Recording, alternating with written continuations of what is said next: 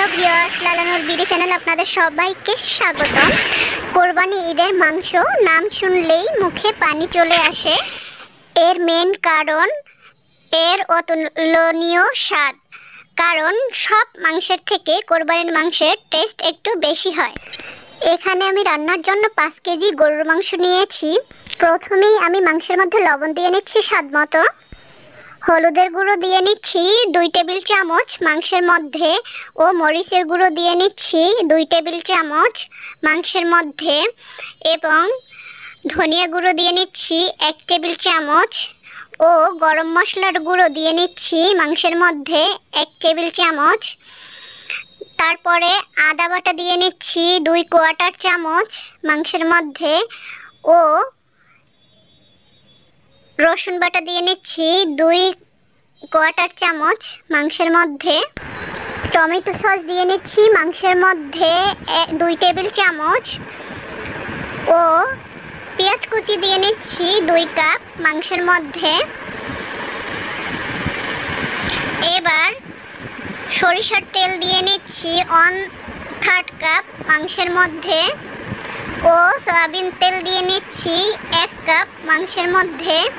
এবারে সবগুলো উপকরণ মাংসের সাথে মিশিয়ে হাতের সাহায্যে মাংসটাকে ভালো করে মাখিয়ে নিচ্ছি এবং খুব ভালো করে মাংসটাকে মাখাতে হবে। এই মাংসটা যত বেশি ভালো হবে মাখানো তত বেশি টেস্ট হবে। মাংসটাকে মাখিয়ে ম্যারিনেট করে রেখে দিব 15 মিনিট সময় নিয়ে। এবারে মাংসের মধ্যে আস্ত মশলা দিয়ে নিচ্ছি।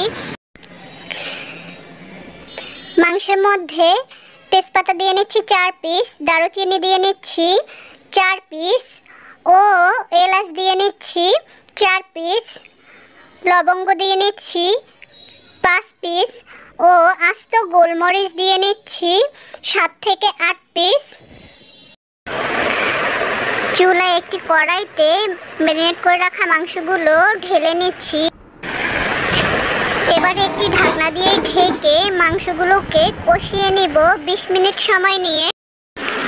20 মিনিট পরে ঢাকনাটা উঠিয়ে মাংসটাকে ভালো করে নেড়েচেড়ে নিচ্ছি। মাংস থেকে পানি চলে আসছে, উপরে পানি ভেসে উঠেছে।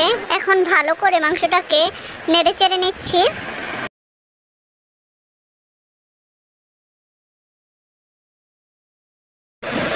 মাংসটা ভালো করে নেড়েচেড়ে ঢাকনা দিয়ে ঢেকে আবারও কষিয়ে নিব 10 মিনিট সময় নিয়ে।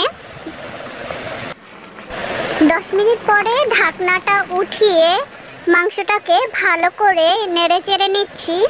মাংসটা ভালো করে কষানো হয়ে গিয়েছে এবং পানিটা শুকিয়ে এসেছে। এখন কষানো মাংসের মধ্যে গরম পানি দিয়ে নিচ্ছি 1 লিটার পরিমাণ। পানিটা দিয়ে মাংসটাকে পানির সাথে নেড়েচেড়ে ভালো করে মিশিয়ে নিচ্ছি। এখন মাংসটা ভালো করে জাল করে নিব বলক না আসা পর্যন্ত। গরুর মাংস কে কে খেতে পছন্দ করেন অবশ্যই আমাকে কমেন্ট করে জানাবেন। আর মাংসের কালারটা অনেক সুন্দর হয়েছে। এভাবে কোরবানির গরুর মাংস রান্না করলে খেতে অনেক টেস্ট হয়। আপনারাও এই রেসিপিটি ফলো করে কোরবানির গরুর মাংস রান্না করতে পারেন আমার মতো করে। এবারে ঢাকনা দিয়ে ঢেকে মাংসটাকে মাঝারি আঁচে রান্না করব আরও 10 থেকে 12 মিনিট সময় নিয়ে। 10 থেকে 12 মিনিট পরে ঢাকনাটা উঠিয়ে মাংসটাকে ভালো করে নেড়েচেড়ে দিচ্ছি। মাংসটা প্রায় হয়ে গিয়েছে এবং খুব সুন্দর একটি কালার চলে এসেছে। পানিটাও টেনে গিয়েছে অনেকটা। এখন মাংসের মধ্যে আস্ত কাঁচামরিচ দিয়ে নিচ্ছি 4 পিস।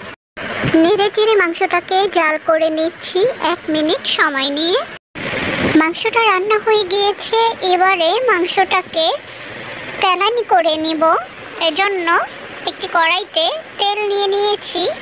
এর মধ্যে দিয়ে নিচ্ছি 1 কাপ পরিমাণ পেঁয়াজ কুচিটা 2 থেকে 3 মিনিট সময় নিয়ে ভেজে নেব। এখন পেঁয়াজের মধ্যে 1 টেবিল চামচ আস্ত জিরা দিয়ে নিচ্ছি। যখন ব্রাউন কালার হয়ে আসবে তখন পেঁয়াজ বেরেস্তাটা দিয়ে দিব মাংসের মধ্যে। মাংসের মধ্যে ভাজা জিরে গুঁড়ো দিয়ে নিচ্ছি 2 টেবিল চামচ পরিমাণ। জিরের গুঁড়োটা নেড়েচেড়ে মাংসের সাথে খুব ভালো করে মিশিয়ে নিচ্ছি। এবারে ফোড়নটা ভাজা হয়ে গিয়েছে, ফোড়নটাকে মাংসের মধ্যে দিয়ে নিচ্ছি। ফোড়নটা দিয়ে মাংসটাকে ঢেকে রাখবো 1 মিনিট সময় নিয়ে। 1 মিনিট পরে ঢাকনাটা উঠিয়ে মাংসটাকে খুব ভালো করে নেড়েচেড়ে ফোড়নটা মিশিয়ে নিচ্ছি মাংসর সাথে। তৈরি হয়ে গেল মজাদার কোরবানি ঈদের অনেকগুলো গরুর মাংস রান্নার রেসিপিটি আপনাদের কেমন লেগেছে অবশ্যই আমাকে কমেন্ট করে জানাতে ভুলবেন না। রেসিপিটি যদি ভালো লেগে থাকে তাহলে অবশ্যই লাইক, কমেন্ট, শেয়ার করতে ভুলবেন না। সবাই ভালোবেসে আমাদের সাথেই থাকবেন।